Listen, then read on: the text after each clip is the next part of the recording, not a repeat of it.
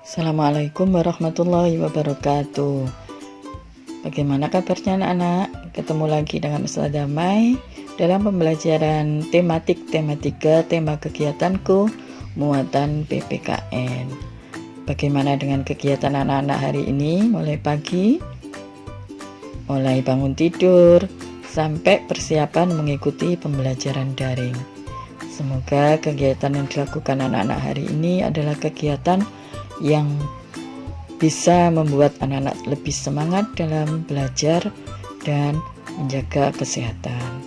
Anak-anak, Ustazah Mai akan menjelaskan tentang PPKN, yaitu mengenal sila-sila dalam Pancasila, juga tentang pengamalan Pancasila dalam kehidupan sehari-hari.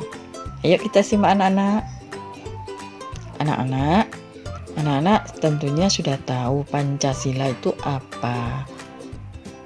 Nah, anak-anak ketahui Pancasila itu adalah dasar negara Republik Indonesia. Sekali lagi, Ustazah sampaikan, Pancasila adalah dasar negara Republik Indonesia. Nah, di dalam Pancasila terdapat 5 sila dengan lambang masing-masing. Yang pertama, sila ke-1 dengan lambang bintang yang berbunyi ketuhanan yang Maha Esa. Sila kedua dengan lambang rantai emas yang berbunyi kemanusiaan yang adil dan beradab. Sila ketiga dengan lambang pohon beringin yang berbunyi Persatuan Indonesia. Sila keempat dengan lambang kepala banteng yang berbunyi kerakyatan yang dipimpin oleh hikmat, kebijaksanaan dalam permusyawaratan perwakilan. Sila kelima dengan lambang padi dan kapas yang berbunyi keadilan sosial bagi seluruh rakyat Indonesia. Nah, masih ingatkan anak-anak bunyi sila-sila dalam Pancasila? Nah, semoga anak-anak masih ingat. Nah, dalam sila-sila Pancasila itu kita bisa mengamalkan dalam kehidupan sehari-hari. Sebagaimana contoh, yang pertama yaitu sila ke-1 Pancasila Ketuhanan yang Maha Esa. Dengan sila ke-1 kita bisa mengamalkan kegiatannya dalam sehari-hari, yaitu berdoa sebelum makan. Yang kedua, berdoa sebelum melakukan pembelajaran atau sebelum belajar. Yang ketiga, melakukan berdoa sebelum tidur. Untuk pengamalan Pancasila sila kedua, yaitu bisa dicontohkan dengan mengantar teman ke UKS, menolong teman yang jatuh, baik jatuh dari sepeda maupun jatuh ketika lari, membantu ibu menyiapkan makan untuk keluarga, makan bersama keluarga. Untuk pengamalan Pancasila sila ketiga yaitu membersihkan kelas bersama-sama. Kalau di rumah, membersihkan rumah bersama-sama. Menyiram bunga bersama. Menyiram bunga di alam bersama-sama ya. Yang ketiga, membersihkan halaman bersama. Itu adalah contoh pengamalan Pancasila sila ketiga. Dan masih banyak lagi contoh-contoh yang sesuai dengan pengamalan Pancasila sila yang ketiga. Nah, selanjutnya pengamalan Pancasila sila keempat.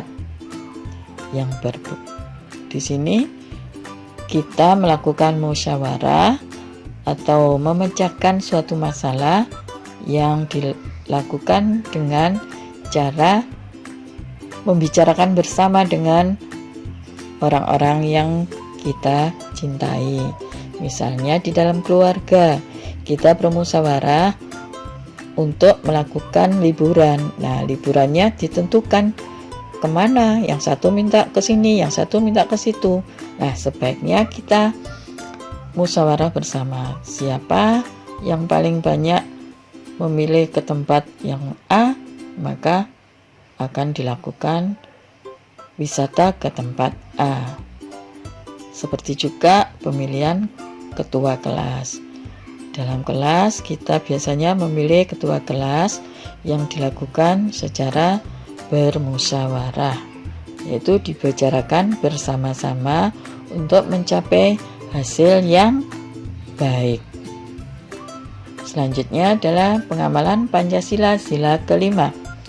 Bisa dilakukan dengan kegiatan belajar bersama teman-teman tanpa membeda-bedakan. Misalnya, aku mau belajar dengan teman yang pandai aja, nggak mau belajar dengan teman yang nggak bisa. Nah, itu tidak boleh. Justru teman yang nggak bisa itu harus kita ajak belajar supaya teman kita bisa. Nah, selanjutnya berpamitan ketika akan berangkat ke sekolah. Selain itu, berpamitan ketika kita akan bermain keluar rumah.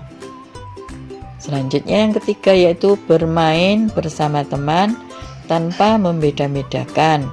Misalnya, aku mau bermain dengan temanku yang itu aja karena orangnya kaya. Aku tidak mau bermain dengan orang yang miskin. Nah, itu tidak boleh. Semuanya adalah saudara. Semua teman itu saudara, tidak boleh kita membeda-bedakan. Yang bisa membedakan kita hanyalah Allah, ya, anak-anak. Nah, itu tadi penjelasan Ustazah tentang pengamalan Pancasila dalam kehidupan sehari-hari. Bagaimana anak-anak? Apakah anak-anak sudah paham dengan penjelasan Ustazah tadi? Ustazah harap anak-anak sudah paham dengan penjelasan yang sudah Ustazah sampaikan dan bisa menerapkan dalam kehidupan sehari-hari. Terima kasih anak-anak, dan saya akhiri pembelajaran kali ini dengan ucapan Alhamdulillah. Assalamualaikum warahmatullahi wabarakatuh.